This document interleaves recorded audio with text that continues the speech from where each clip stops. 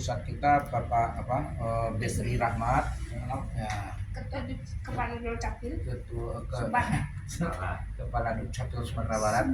Kemudian Ketua Pengurus Wilayah Bapak Oliandes, kepala keluarga pensiunan yang sangat berbahagia. Ya. Seterusnya kepada kawan-kawan kita semua dan terutama kepada Al-Ustadz yang telah berkenan hadir untuk dalam rangka memberikan pencerahan rohani kepada kita semua. Sebelum kita masuk kepada acara utama kita, ada baiknya untuk memberikan keberkahan untuk acara kita mintakan pada kawan kita untuk membacakan tilawah kitab suci Al-Quran kepada saudara Afrizal. Kita persilahkan. Terima kasih ya. situ boleh sih kok. Ya. Baik, kita langsung. Namun begini, sebelum kita lanjutkan ke acara inti berupa tausiah dari Ustadz kita, perlu kita sampaikan juga kepada Ustadz, karena kita rencanakan acara ini berkurikulum atau berseri begitulah ya. Jadi kita minta mungkin dari Ustadz ada penetapan topik-topik yang dari hari ke hari berkesinambungan, apakah mengenai mana yang dulu, apakah fikih atau tauhid atau yang lain-lainnya, itu kita serahkan kepada Ustadz. Nanti kita sepakati bersama-sama. Mungkin sebelumnya kita flow sedikit dulu mana baiknya kita minta pendapat Pak Ustadz kita dulu sebelum tausiah. Silakan. Langsung mulai atau belum mengenai rencana semacam kurikulumnya ya.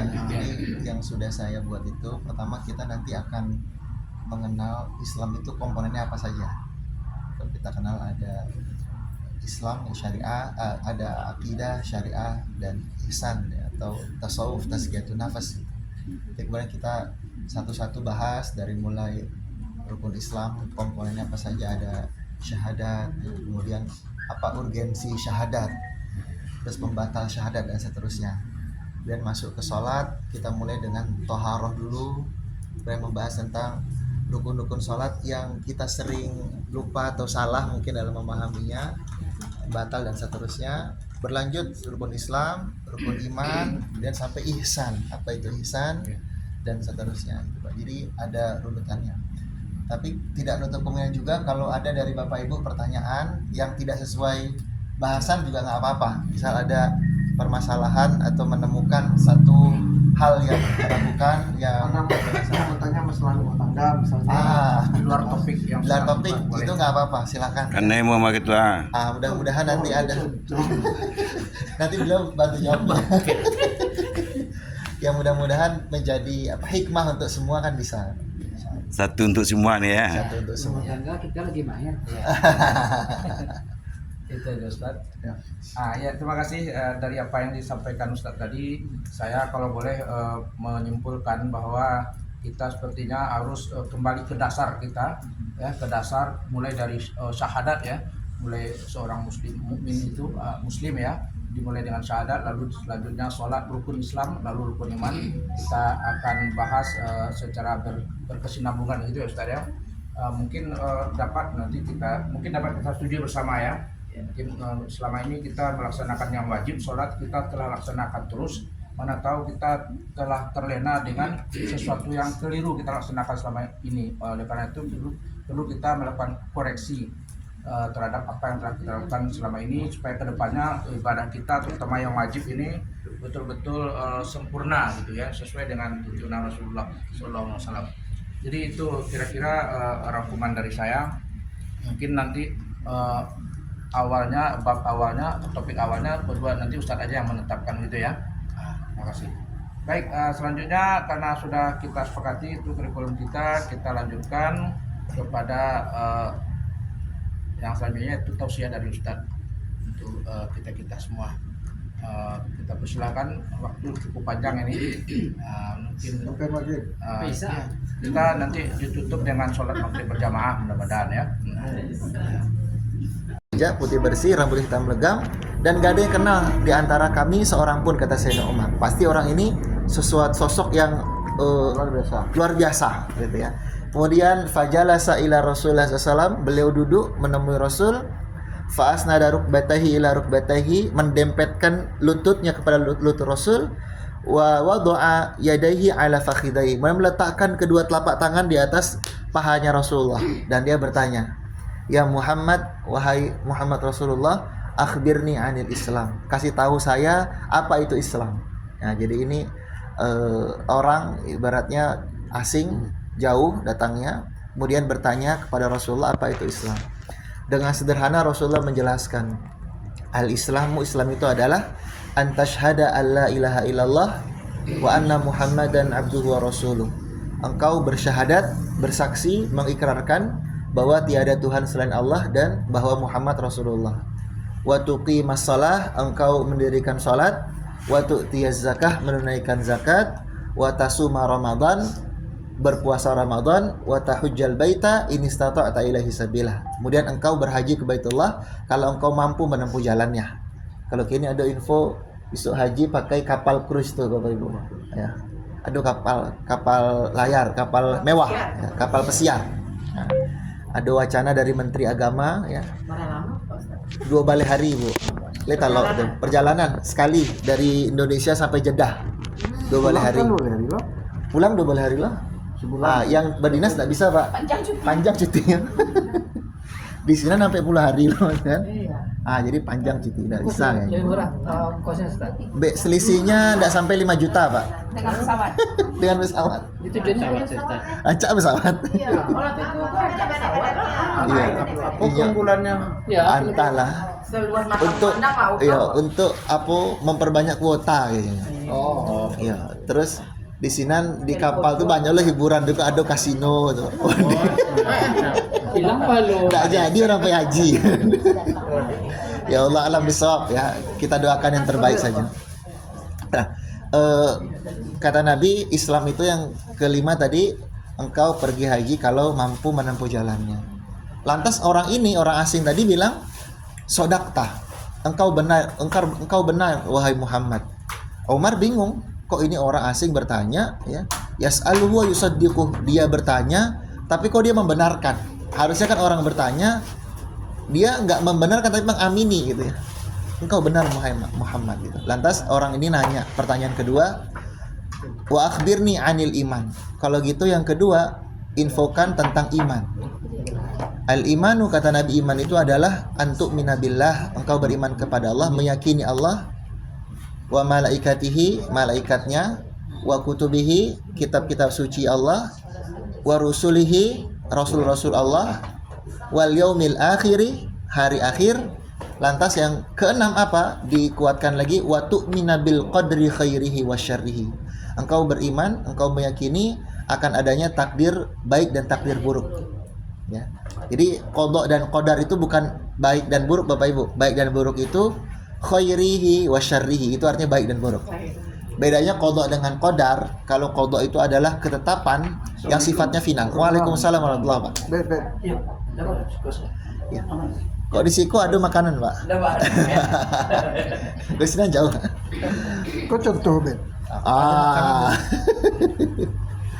Jadi kok betul Bapak Ibu, namanya dakwah. Dakwah itu ada makan-makannya. Karena dulu dakwah itu namanya ad-da'watu ila ta'am, undangan makan. Iya. Arti dakwah aslinya di zaman pra-Islam, orang Arab itu pakai istilah dakwah untuk mengundang makan. Ada waktu ila ta'am, jadi undangan makan. Bukan walimah ya? Bukan walimah. Enggak apa-apa kami makan. Dakwah apa? Tarik, Pak. Jadi kawan-kawan yang membawa makanan, semoga pahala berlipat. Amin insyaallah ya. Dapat pahala hadir kajian, dapat pahala sedekah. Amin. Dan satu lagi, pahala menyenangkan orang. Senang nggak? Jadi kalau dakwah ndak ada makan-makan, ndak dakwah tuh Bapak Ibu. Dakwah tuh mesti ada makan-makannya tadi. Kita lanjut, kata Nabi, wa tu'mina bil qadri khairihi wa syarr. Jadi dimensi iman kepada takdir itu yang baik maupun yang buruk, yang menyenangkan maupun yang menyakitkan. Keduanya kita yakini sebagai takdir kita. Tadi saya tanya, apa bedanya qada dengan qadar? Kita pernah dengar apa itu qada atau apa itu qadar? Qada itu adalah ketetapan Allah yang sifatnya final, tidak ada peluang untuk diubah. Contoh, orang mati sudah pasti, ya.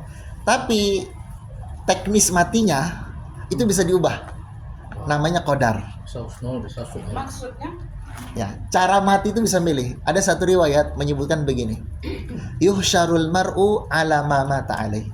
Seseorang itu akan dibangkitkan berdasarkan kondisi dia mati. Falyamutil mar'u falya'ish mar'u ala ma mata alaih. Maka hendaknya setiap orang hidup sesuai dengan kondisi mati yang ia inginkan. Jadi, apa kondisi kita yang paling sering dalam hidup? Seperti itu kurang lebih gambaran mati kita seperti apa. Ya, itu riwayat ya. Memang tidak selalu, tapi kebanyakan kebiasaan. Iya. Iko babungkuy Pak. Oh indah alun ya. Oh kerasa tadi Pak. Lah siap-siap babungkuy. Sedekah. Jadi itu qada dan qadar Bapak Ibu ya. Qada contohnya mati, qadarnya cara kita mati itu bisa milih ya. Makanya kenapa kita lihat banyak kejadian ya, para ustadz, para buya mati sedang ceramah. Karena memang kesehariannya, kebiasaannya ceramah, dan itu bukan sekedar profesinya, tapi memang panggilan hati ya. Dan kalau ada buya yang matinya ndak lagi ceramah ya belum tentu itu ndak panggilan hati ya. Jadi ini yang penting juga, husnul khotimah itu ndak selalu sedang sholat, sedang baca Quran, sedang ceramah, ndak. Tapi kondisi apapun yang tidak dalam maksiat itu husnul khotimah Bapak Ibu. Kebanyakan kita kan salah ngira, husnul khotimah itu harus malam Jumat, hari Jumat, sedang sujud, sedang baca Quran, sedang di Ka'bah. Nggak mesti Bapak Ibu. Selama kita nggak sedang maksiat, nggak sedang dugem misalnya, itu husnul khotimah peluangnya tinggi. Deh, game kok lu tinggal deh Ustaz. Kalau sedang main gua enggak Cari batal waktu gua ini enggak. enggak mampu dong main-main ya. Ya itu. Ya tetap aja enggak indah. Itu kan sama Allah bego Pak. Ampun ndak hakim dong. Ndak bisa menetapkan itunya ya. Itu biarlah sah. Tapi yang kita bisa nilai adalah bagaimana yang sudah disepakati ya, seperti orang tadi kalau dalam ibadah itu husnul khotimah. Tapi bukan berarti yang tidak dalam ibadah itu husnul khotimah. Nah, maka dalam rangka menjemput takdir kematian tadi, kita memperbanyak peluang. Ya, peluang kebiasaan dalam seperti apa, mudah-mudahan dalam kondisi itu kita dijemput oleh Allah. Ini iman gitu ya. Kemudian setelah orang tadi diberi jawabannya, ya, dia bertanya yang ketiga, wa mal ihsan? Apa itu ihsan wahai Rasulullah? Kata Rasul, al-ihsanu ihsan itu adalah apa? Anta'budallaha ka'annaka tarahu. Menyembah Allah seakan-akan engkau melihat Allah. Fa in lam takun tarahu fa innahu yaraka. Kalau engkau tidak bisa melihat Allah, maka sejatinya Allah Maha melihatmu, kata Nabi kepada orang ini. Jadi, ihsan Bapak Ibu sekalian secara bahasa artinya berbuat baik ya. Makanya ada ayat wabil walidaini ihsana, hendaknya berbuat baik kepada orang tua gitu ya. Tapi dalam standar tertentu ya, ihsan itu juga bisa berarti profesional ya. Misalnya Pak Kadis ya punya karyawan kalau anak buah pegawai, kalau kerjanya bagus saat dilihat oleh pimpinan ya, itu belum tentu dia ihsan profesional karena di bawah tekanan. Tapi kalau dia kerja tetap bagus saat nggak ada yang melihat, disitulah namanya ihsan. Makanya kenapa kita dituntut ya untuk beribadah sampai derajat ihsan, di mana tidak ada yang kita tuju kecuali Allah. Yang begini ternyata nggak mudah Bapak Ibu sekalian. Ada ayat dalam surah yang berbunyi alladzina hum yuraun, surah itu Bapak Ibu. Alladzina hum yuraun al-maun ya. Itu artinya celaan bagi orang-orang yang riya. Kalau kita baca dalam tafsir, ada di tafsir Ibnu Katsir tentang orang-orang yang riya tadi. Satu ketika ada 3 orang yang terlihat di dunia sebagai orang soleh, tapi mendapatkan neraka yang paling dasar. 1, hafiz Quran. 2, orang kaya yang gemar sedekah. Yang 3, orang berjihad di jalan Allah. Jadi yang pertama kali masuk neraka itu bukan yang suka main biliar Bapak Ibu. Tapi yang tadi kata Nabi, hadis ini sahih, hafiz Quran, orang yang suka bersedekah, dia kaya suka bersedekah. Yang 3, mujahid di jalan Allah. Padahal tiga-tiganya dari sisi kita di dunia luar biasa kan. Maka proteslah hafiz Quran ini. Ya Allah, saya ini ngafal Quran di dunia. Tiap hari, tiap malam, pagi, siang, sore, malam saya ngaji untuk menjaga hafalan. Kata Allah, iya kamu menghafal supaya disebut hafiz Quran sama orang lain. Maka sunnah kembali nasar. Itulah parahnya. Ria. Gitu. Lantas orang yang berinfak, ya Allah saya bekerja siang malam dapat uang untuk saya sedekahkan pada orang. Iya kamu bersedekah supaya disebut dermawan. Pencitraan ya, supaya mendapatkan pujian dari orang lain. Ya.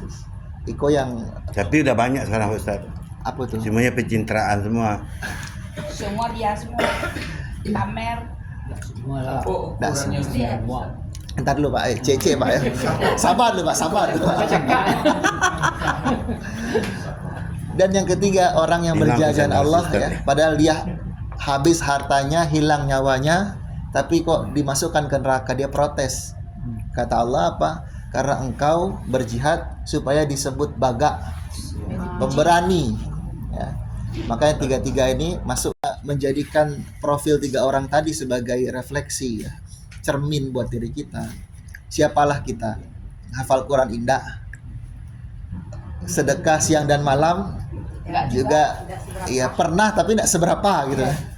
Kotak infak lewat pun kadang enggak, pura-pura enggak melihat ya. Taruh gitu. Apalagi Hafiz.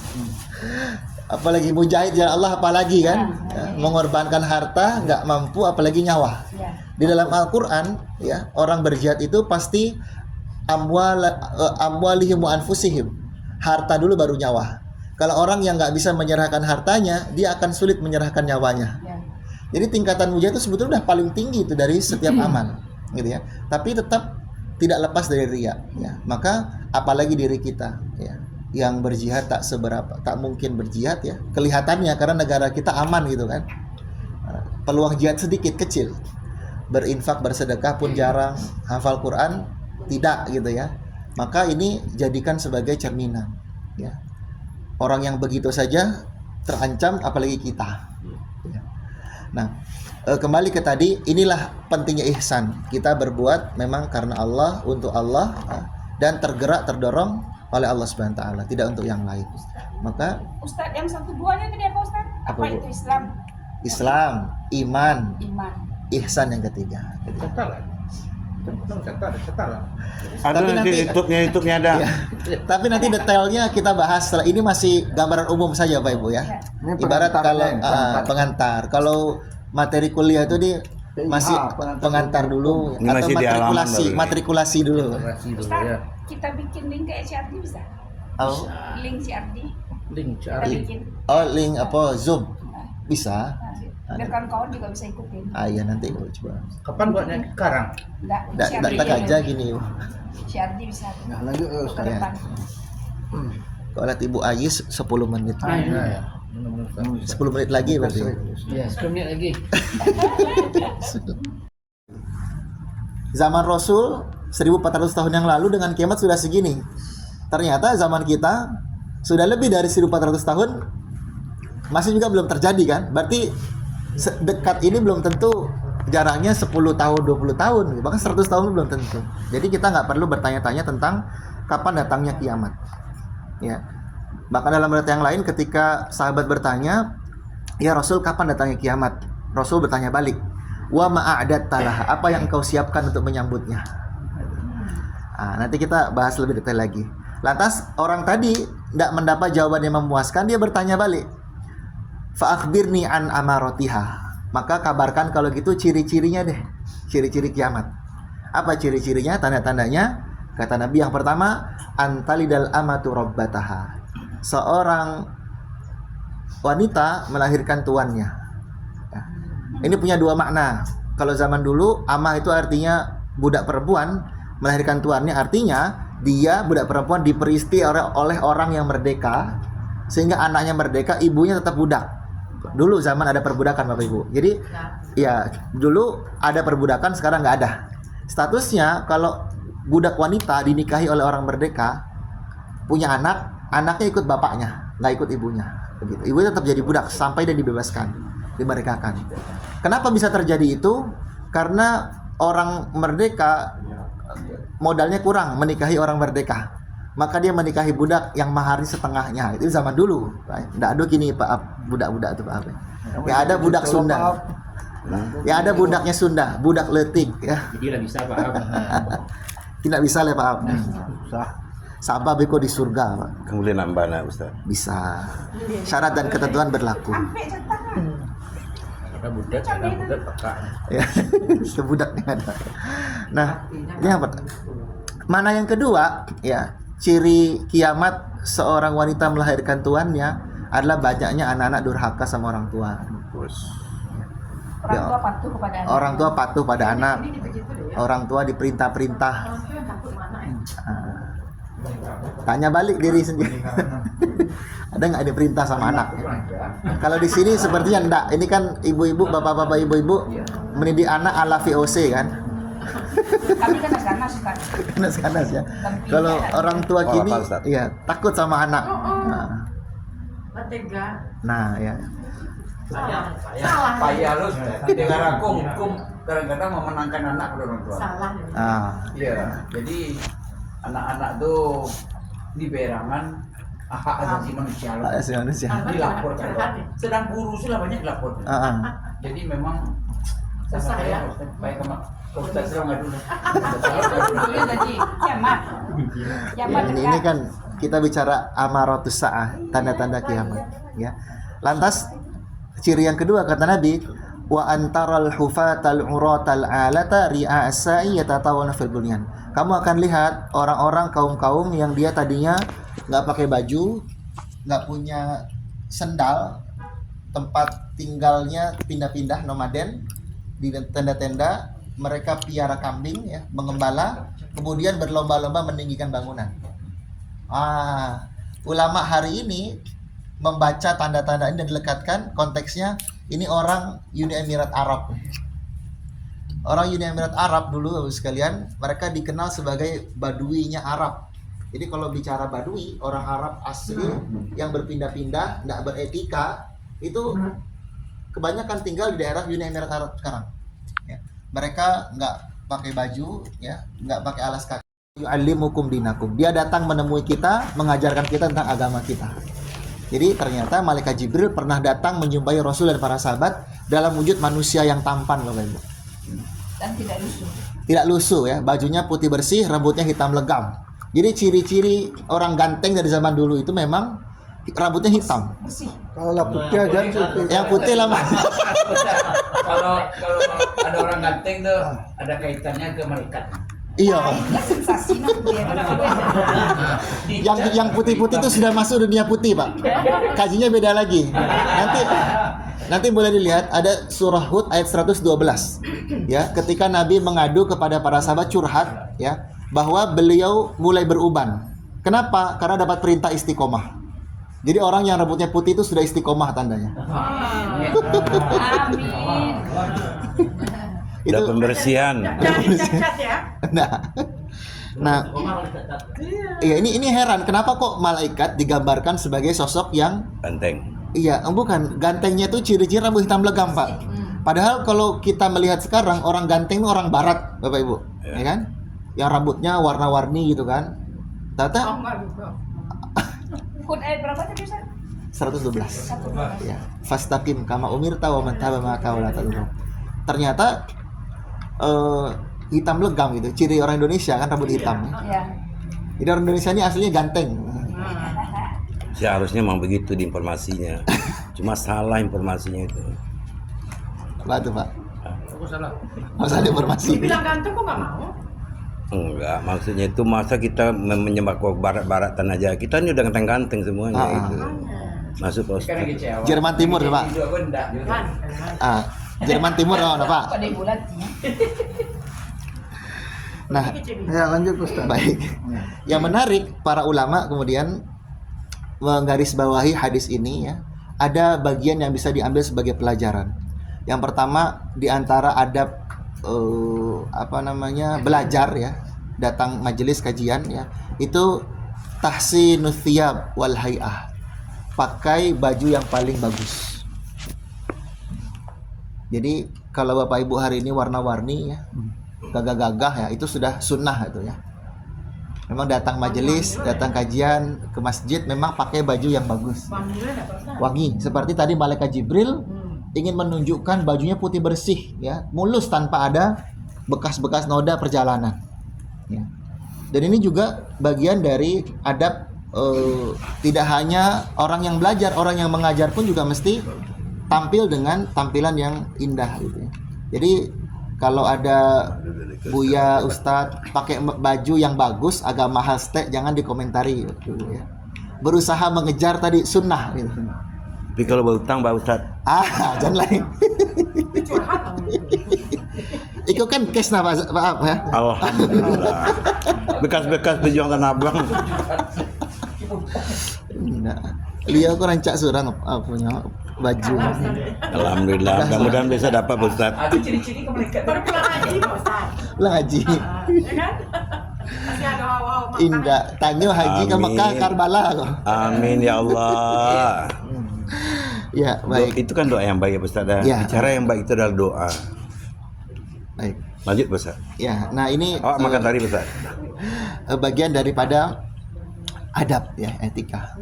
Yang kedua yang bisa kita ambil sebagai pelajaran dari hadis ini adalah ternyata di antara bentuk metode belajar itu as-su'al wal jawab, diskusi, dialog ya. Jadi bisa Bebas. yang takana, yang taraso, yang menjadi masalah gitu kan, keraguan. Jadi nggak mesti ada tema khusus ya. Yang penting ada manfaatnya di sana. Ini kaidah metode belajar ya. Dan hari ini rasanya yang perlu dilatih dari anak-anak sekolah atau mahasiswa itu critical thinking ya. Berpikir kritis yang dimulai dari pertanyaan ya. Kalau guru, dosen hari ini mengandalkan informasi pengetahuan, anak-anak lebih canggih ya, bisa mengakses AI gini. Di situ lebih lengkap jawabannya dan lebih sistematis kadang-kadang ya. Kalah cepat kita mencari jawaban itu. Betul Ustaz, betul sekali. Anak-anak itu tidak membutuhkan orang tuanya lagi untuk bertanya. Jadi kita sebagai orang tua tuh kayak melahirkan ngasih belanja udah. Anak jarang bertanya sama orang tua, sekarang kan nanya ke Google. Buat jajan doang ya. Padahal kita harapan kita untuk bisa berbincang dengan anak itu yaitu tadi anak bertanya kita ngasih nasihat ide. Nah, itu yang agak kurang sekali. Iya. Jadi lanjutkan Pak Ustaz. Tempatin sama anak itu. Ini as-su'al wal jawab nggak apa, tanya jawab ya. Kita langsung. 2018 dalam sebuah forum World Economic Forum ya. Jack Ma, tahu Bapak Ibu Jack Ma? Siapa Jack Ma tuh? Orang Cino. Cuma sobok Pak. Si Jack udah itu si Jack Rusdi. Jack Ma 2018 itu sudah mewanti-wanti umat manusia untuk hati-hati dengan AI. Karena dulu saya ada ikut menjadi trainer di sekolah-sekolah di Kota Padang tentang persiapan menghadapi AI gitu ya. Jadi ada materi tentang itu juga. 2018, kinilah 2025, 7 tahun orang udah akrab dengan AI. Kata Jack Ma, di antara hal yang nggak bisa ditiru dilakukan oleh AI itu dua. Satu yang saya sebut tadi, critical thinking, berpikir kritis. Jadi AI itu hanya akan memberikan timbal balik dari yang kita tanya, dari yang kita ingin tahu. Bukan kebenaran, bukan yang benar, tapi yang kita mau. Gitu. Nah, anak ya, itu kalau nanya ke mesin hanya mendapatkan yang ia ingin dapatkan. Bukan yang sebetulnya seperti apa. Gitu. Yang kedua, ya, yang nggak dimiliki oleh mesin kecerdasan AI itu adalah empati, Bapak Ibu. Empati itu mesin nggak punya. Makanya hari ini ya ada namanya pembelajaran deep learning yang dikenalkan kementerian yang terbaru ya. Itu tujuannya adalah mentransformasi gaya pembelajaran, gaya mengajar guru. Dari yang tadinya hanya komando satu arah lebih kepada konseling sekarang itu. Mendengar ya, itu yang nggak dimiliki oleh mesin. Begitupun orang tua hari ini gitu. Bahkan kalau dalam ilmu tumbuh kembang yang diajarkan Ayah Irwan ya, usia 7 sampai 14 tahun anak ya, itu orang tua 30% pakai mulut, 70% pakai telinga. Usia 7 tahun ke atas, anak sudah lebih dari 7 tahun, kita nggak lagi banyak bicara tapi banyak mendengar gitu. Karena dia akan mencari tahu sendiri ya, kemudian akan mengkonfirmasi ke kita gitu. Itu yang nggak dimiliki mesin empati tadi. Dia akan mencari siapa sosok yang nyaman untuk mendengar ceritanya, mendengar pengalamannya, Harusnya orang tua berfungsi. mendengar pamernya. Nah, kalau ada anak gadis ya, dia kemudian mencari pundak lain, Yang rugi maknya, bapaknya. wajar. Kenapa? Karena dia tidak mendapatkan pundak di rumahnya yang ia bisa kagumi dan mendengar tanya dan menjawab, bagian dari metode belajar ya. Critical thinking tadi ya, menumbuhkan semangat kritis yang benar ya, bukan kritis asal sekedar mengkritisi ya, tapi memang ada tujuannya dan dalam rangka untuk mempertajam bahasan, itu nggak apa-apa. Berikutnya mengenai hadis ini ya, tentang Islam tadi Bapak Ibu sekalian, syahadat ya. Syahadat itu punya 3 unsur ya. Jadi syahadat bukan sekedar kita mengucap asyhadu alla ilaha illallah wa asyhadu anna muhammadar rasulullah. Dalam perspektif akidah, syahadat itu punya 3 unsur. Yang pertama disebutkan yang namanya keyakinan, at-tasdiq bil qalb. Ada pembenaran dari dasar hati. Ya. Sehingga orang masuk Islam itu mesti ada pembenaran. Kita ketika berislam itu harus ada pembenaran di dalam hati. Ya. Kemudian al-iqraru bil lisan, ada deklarasi di lisan. Ya. Dan yang ketiga ada namanya al-amal bil arkan, yang namanya kita kerjakan dengan perbuatan dengan anggota tubuh kita. Ya. Kita praktekkan amalan itu. Gitu. Maka benarlah kalau orang berislam maknanya itu tunduk. Al-Islamu maknanya istislam, tunduk patuh pada aturan Allah. Ya. Islam itu nggak melawan berarti dengan aturan Allah ya, bukan dengan manusia. Ya. Sehingga orang yang berislam, dia dikatakan berislam ketika sepenuhnya mau mengikuti aturan Allah, mengikuti apa yang Allah sampaikan melalui Rasulnya. Itu baru disebut Islam. Ya. Kepada aturan Allah.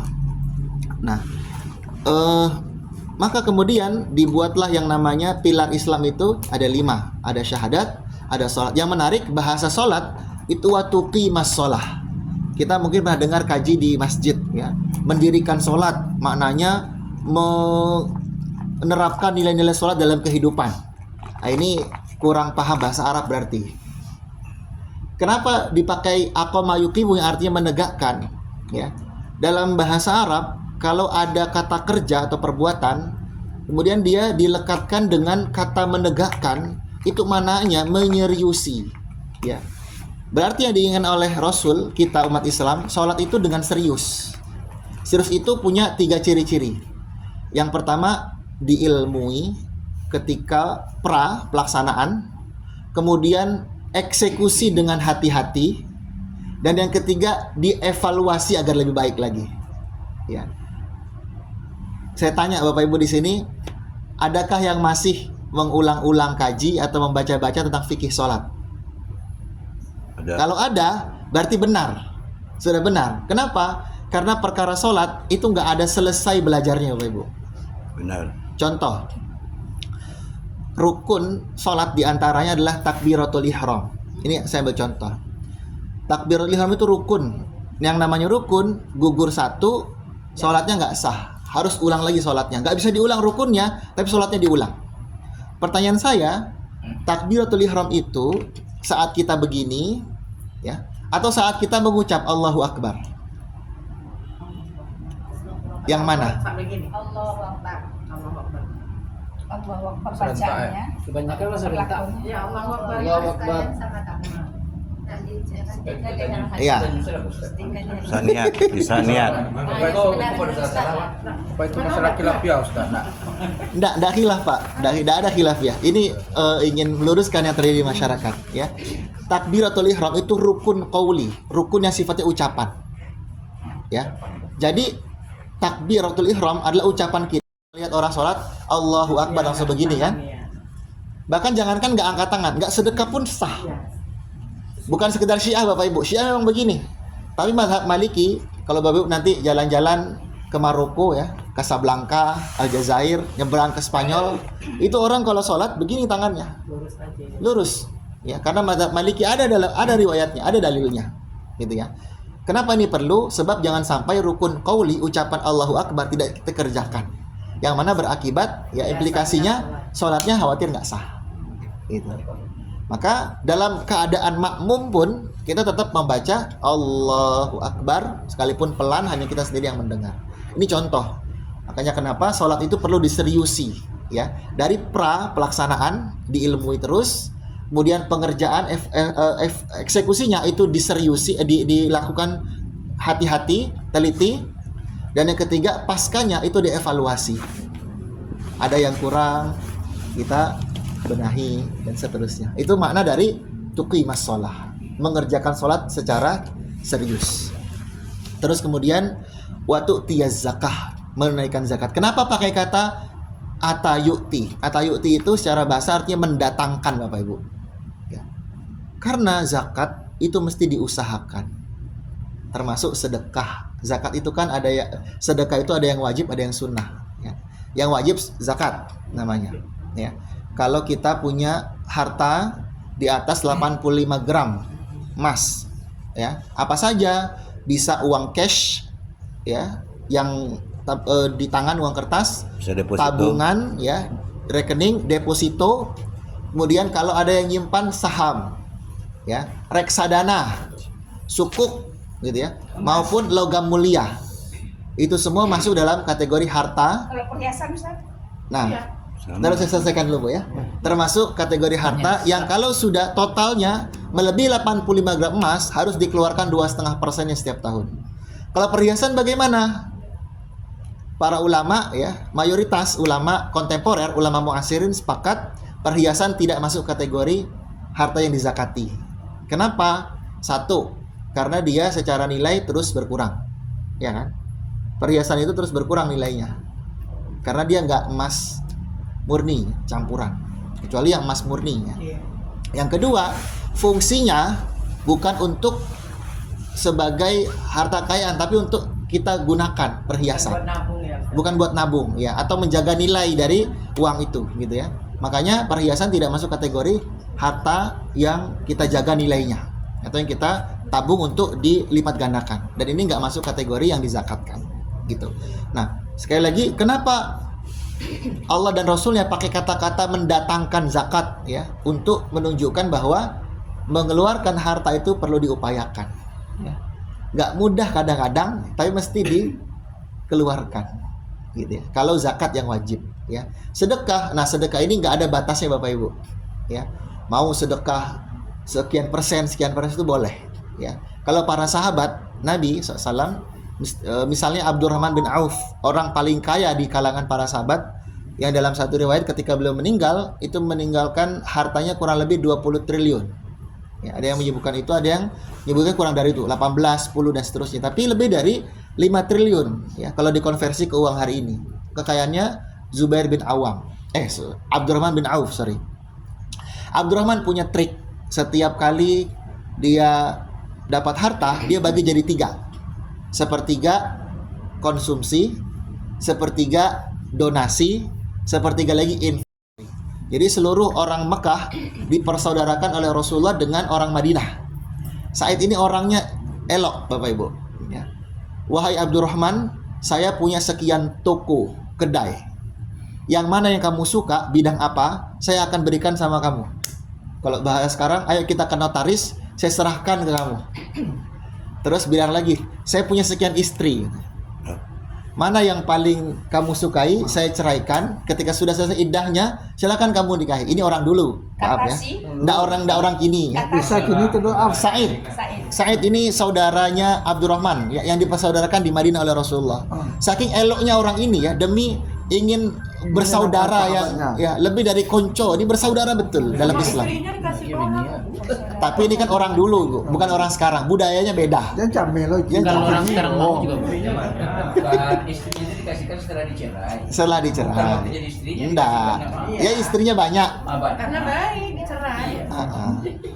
Ini kan orang dulu Bapak Ibu ya. Nggak bisa kita samakan orang sekarang. Tentu bedanya jauh. Ya. Tapi Abdurrahman bin Auf bukan orang yang cari untung, Bapak Ibu. Salam. Masya Allah.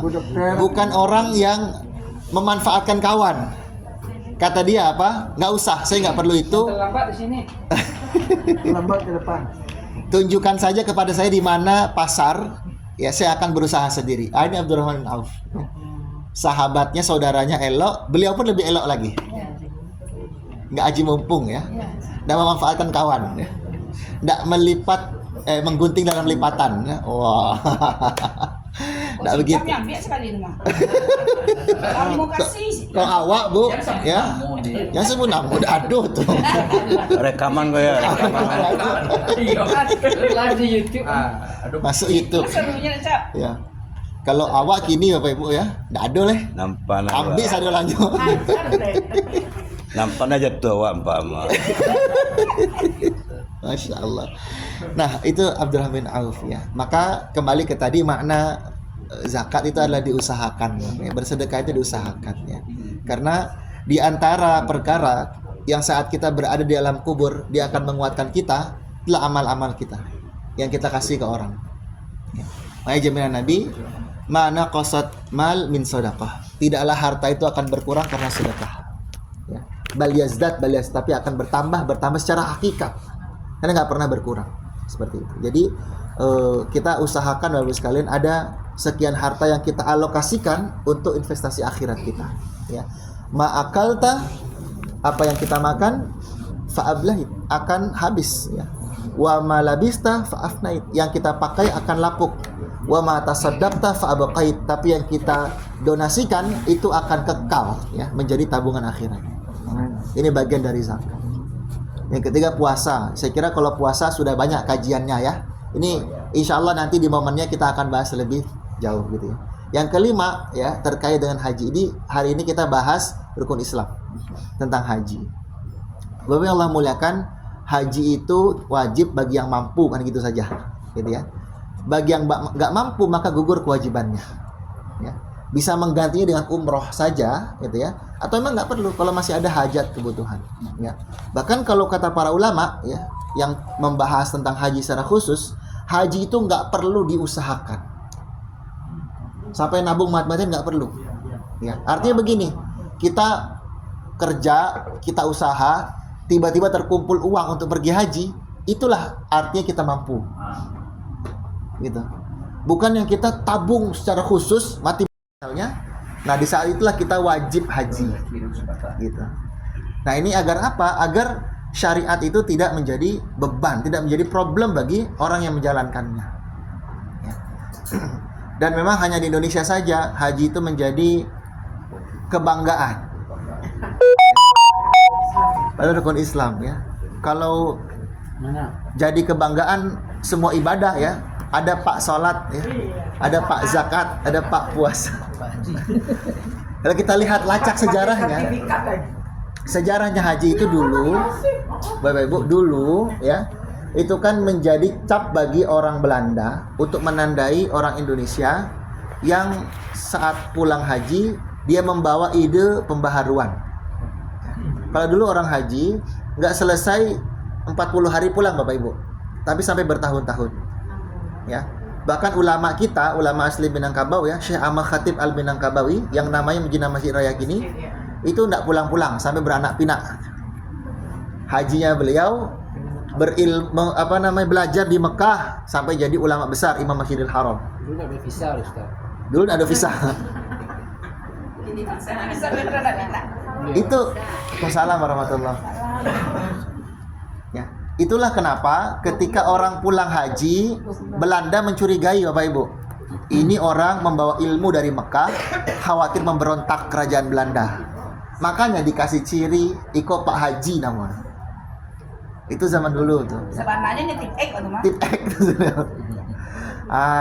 Tapi kemudian karena menjadi tradisi ya, kemudian menjadi hal yang memuliakan orang. Booming. Nggak salah juga. Kenapa? Karena memang orang yang berhaji kata Nabi Sallam ya, seperti orang yang baru dilahirkan. Kalau hajinya mabrur ya. Ya, jadi kita doakan semoga di antara kita sudah pergi haji mabrur ya, dan seperti orang yang baru dilahirkan kembali ya, dosanya diampuni ya, dan makin taat ya sampai akhir hayat. Amin. Amin ya rabbal alamin ya. Yang belum ya bisa umroh dulu atau apa kata Nabi ya, habis sholat subuh jangan pergi dulu, berzikir, baca Quran, dengar kajian sampai terbit waktu duha, sholat sunnah 2 rakaat. Itu dapat pahalanya sama insya Allah. Gitu. Ya. Syuruk namanya, sholat syuruk.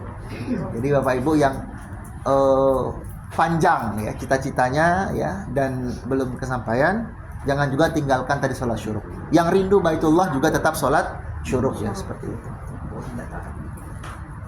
Ustaz, kenapa ya sholat syuruk itu terlalu lama sampainya ke kami? Dulu zaman kami kecil-kecil kami tidak mengenal sholat syuruk. Apa memang dulu nggak ada dibahas? Karena dulu orang pergi ke sawah, Bu. Ulama kita dulu ke sawah. Ke sawah. Ulama dulu kan punya sawah, Bu. Tani. Tapi sebenarnya dia tahu kan? Tahu dia. Sampai kini ulama pakai sawah. Pergi ke sawah. Tapi dia tidak Sawah gadang, sawah kita. share ke kita. Ilmunya nggak dikasih. Iya, harus di masjid. Harus di masjid ya Ustaz ya, syuruk ya. Nah, ini yang perlu Kamu jadi yang rancak kedua ini Jadi dulu. jadi haditsnya salat syuruk itu ya, man sholat subha fil jamaah. Salatnya berjamaah. Dan berjamaah kata para ulama di masjid bagus, di rumah pun boleh. Berjamaah itu Syuruk itu subuhnya. berjamaah. Iya, berjamaah. Tapi di Nabawi nggak ada. Subuhnya. Subuhnya berjamaah. Sebaiknya di masjid. Tapi di rumah pun. Di rumah nggak apa-apa. Boleh di rumah. Tapi bagi laki-laki, Yang wanita kalau di rumah. wanita pun tidak